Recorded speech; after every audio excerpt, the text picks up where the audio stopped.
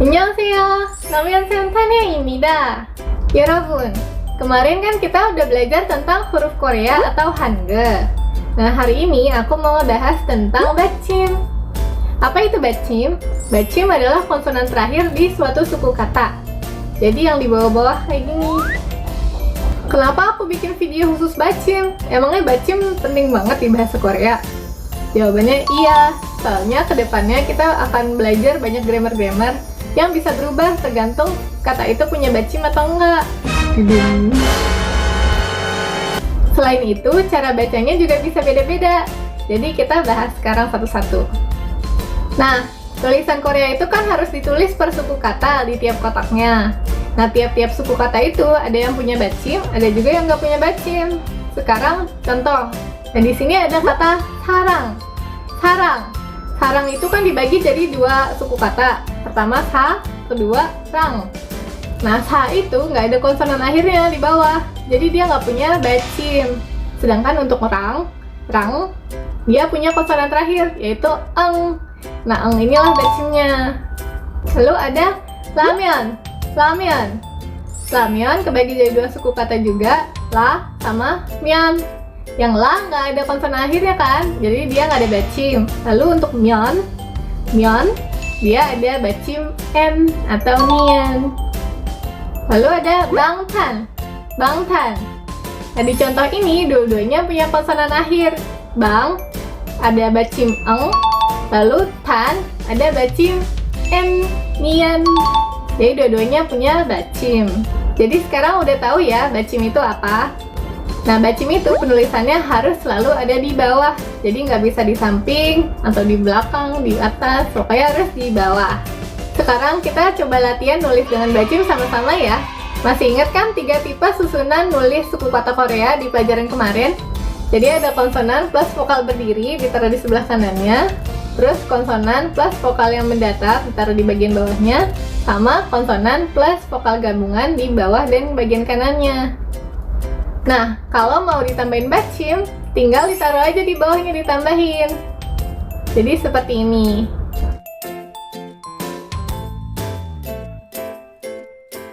Pertama, kalau kita mau nulis ip. Nah, berarti kita tulis i dulu. I. Tapi ini belum ada 받침nya, berarti tinggal ditambah ip. Jadinya ip. Ini baru ada 받침nya. Kedua, kalau kita mau nulis san. Nah, berarti kita tulis sa dulu, sa. Tapi ini belum ada 받침, berarti kita tambah 받침 n, nien. Jadinya san. Ini baru ada 받침nya. Terus, kalau kita mau nulis gom. Berarti kita tulis dulu go. Ini belum ada 받침nya, ditambah m. Jadi gom. Ini baru ada 받침. Terakhir, kalau kita mau nulis won. Kalau mau nulis won, berarti kita tulis wo dulu. Wo. Udah, tapi belum ada 받침nya, jadi ditambahin n, nien. Jadinya won. Nah, ini baru selesai. 받침nya nien. Ingat, nulis satu suku kota harus kotak ya. Jangan karena hurufnya banyak jadi memanjang ke bawah atau ke samping kayak gitu. Jadi harus kotak. Gampang kan? Jadi tinggal ikutin yang kemarin dipelajarin, tapi ditambahin sama konsonan akhir di bawah suku katanya aja. Yang perlu diperhatiin, nggak semua konsonan bisa jadi 받침. Ada 3 konsonan yang nggak bisa jadi 받침, yaitu 상디귿, 상비읍, sama 상지읒. Jadi nggak boleh nulis 3 konsonan ini di bawah ya. Nah, sekarang aku mau bahas barem atau pronunciation dari 받침. Dari sekian banyak 16 konsonan yang bisa jadi 받침, barem atau pronunciation 받침 itu cuma ada 7. Cuma kebagi jadi 7. Berarti ada beberapa konsonan yang bunyinya jadi sama waktu ada di akhir. Sekarang kita bahas satu-satu. Secara garis besar, ada 7 barem atau bunyi 받침 waktu ada di akhir kata. Yaitu ada K, N, P, L, M, P, eng. Pertama, K. Jadi ada 3 huruf yang bunyinya berubah jadi K kalau ada di posisi bacim. Pertama ada giok, kedua sanggiok, ketiga kiok. Contoh-contohnya bosok, bosok, lalu bak, bak, lalu buok, buok. Jadi tiga-tiganya berakhiran K ya, walaupun hurufnya berbeda-beda. Bosok, bak, buok. Tapi ini berlaku kalau mereka ada di akhir atau ketemu konsonan lain aja. Kalau mereka ketemu ke vokal lagi, nanti mereka akan balik ke pronunciation semula. Kayak contohnya bosok. Tapi kalau ketemu vokal bosogi, bosok, bosogi. Lalu bak, baki, bak, baki. Buok, buoki, buok, buoki. Jadi beda ya, kayak ini bukan buok, nggak gitu, jadi nggak ada KH-nya, jadi K. Tapi kalau ketemu vokal dia balik lagi jadi KH, jadi buoki. Kedua, N.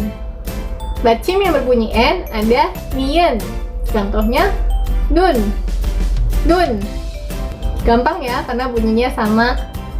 Ketiga, T. Jadi ada 6 bacim yang bunyinya berubah jadi T kalau ada di akhir atau ketemu konsonan lain. Pertama ada diget, lalu tiget, jiet, ciet, siot, sama sangsiot. Contoh-contohnya ada bata, bata, lalu ket, ket, nat, nat, kut, kut, put, ut, itta, itta. Jadi semuanya dibaca T ya, waktu ada di akhir atau ketemu konsonan lainnya. Tapi kalau ketemu vokal, mereka akan balik ke pronunciation yang asli. Kayak bata, jadi badayo. Ket, kete. Nat, naze. Kut, kuchi. Put, ushi. Itta, isoyo. Jadi balik ya, kayak itta tadinya T, terus pas ketemu jadi isoyo, jadi S lagi. Yang lain juga sama seperti itu. Keempat, L. Bacim yang dibaca L ada real. Contohnya ha, ha. Jadi dibacanya L. Tapi kalau ketemu vokal, jadinya balik ke R.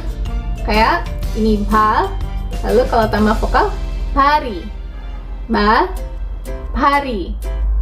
Kelima, M. Bacim yang dibaca M ada miem. Contohnya bam, ham. Jadi dibacanya M, sama aja kalau dia di awal. Kelima, P. Ada 2 huruf yang dibacanya jadi P kalau di posisi bacim. Pertama ada biep, kedua piep. Contohnya tap, tap, sama sup, sup.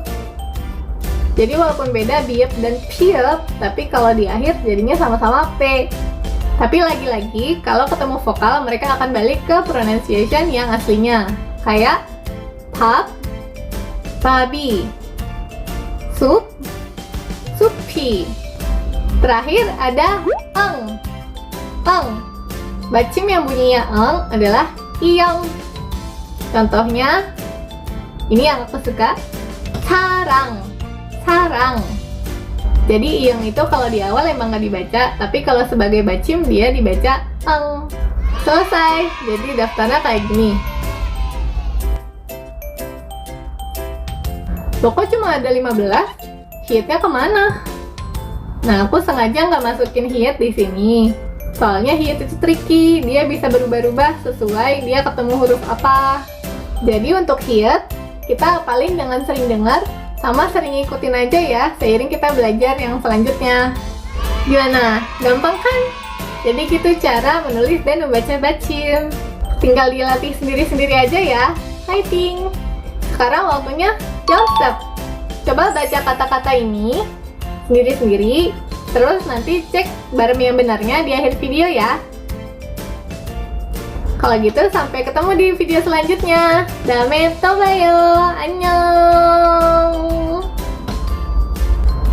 Kalau kamu belum hafal Hangul, lihat videonya di sini.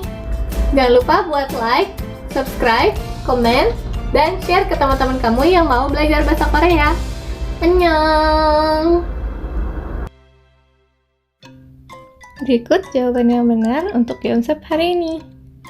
1번 집, 집 2번 빛, 빛 3번 감자, 감자 4번 빵, 빵 5번 다섯, 다섯 6번 물, 물 7번 학생, 학생 8번 얼굴, 얼굴 9번 마지막, 마지막 10번 질문, 질문.